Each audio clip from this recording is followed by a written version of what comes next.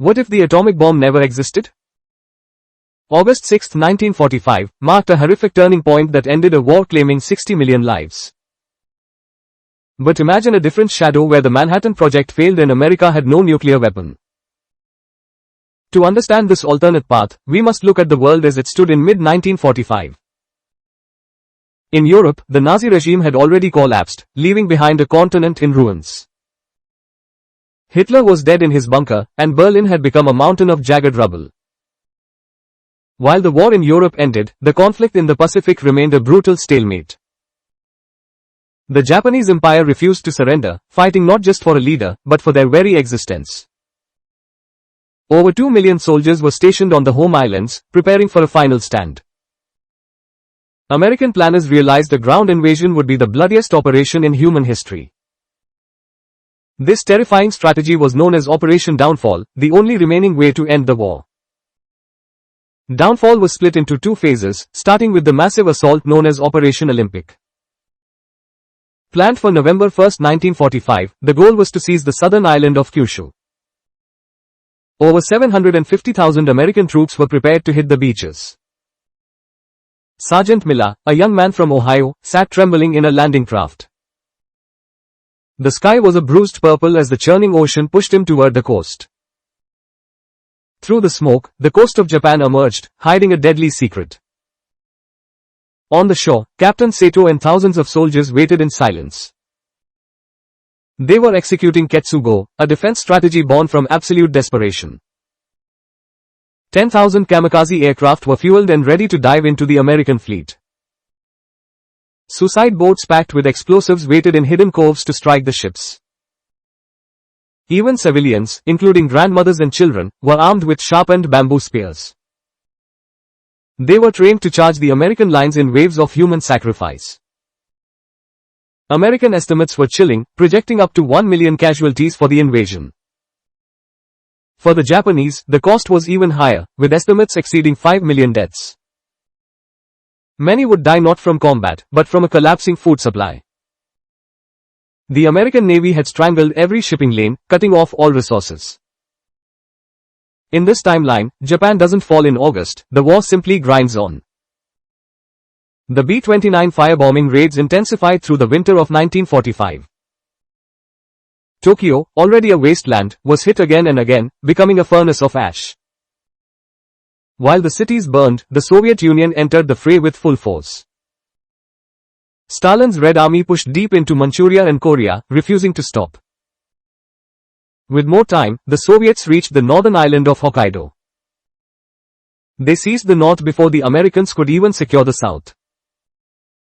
Japan was split in two, a communist north and an American allied south.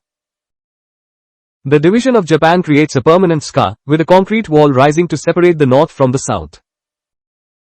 In the north, Soviet commissars reorganized society, replacing the emperor's influence with the hammer and sickle. Meanwhile, in the south, American forces struggled to maintain order amidst a population broken by years of conflict. The focus shifts back to Europe, where the absence of a nuclear threat changes the political calculus in Potsdam. President Truman, lacking the leverage of the atomic bomb, finds himself unable to push back against Stalin's demands. Stalin, sensing Western weakness and exhaustion, begins to expand his influence beyond the agreed borders. The Soviet grip tightens on Eastern Europe, turning satellite states into iron-fisted provinces of the USSR. Berlin becomes the epicenter of a new, more aggressive tension, as the city is carved into sectors of control. The Cold War begins not with a stalemate of terror, but with the Soviet Union operating from a position of absolute strength. Without the fear of a nuclear strike, the superpowers are more inclined to use conventional force to settle disputes. As the war in the Pacific drags on, the human cost reaches an unimaginable peak. In the Japanese POW camps, Allied soldiers face a slow death from malnutrition and disease. They wait for a rescue that is delayed by the grinding pace of the ground invasion.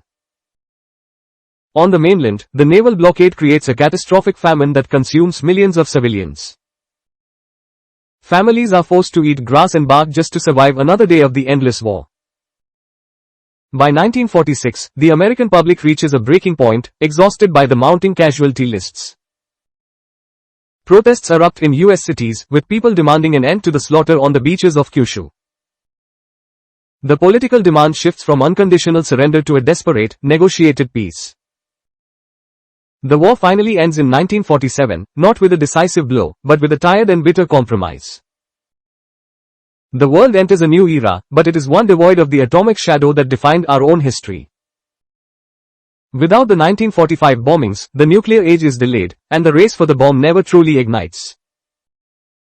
The Soviet nuclear program moves at a glacial pace, lacking the panic-driven urgency of our timeline. The terrifying concept of mutually assured destruction never becomes a global reality.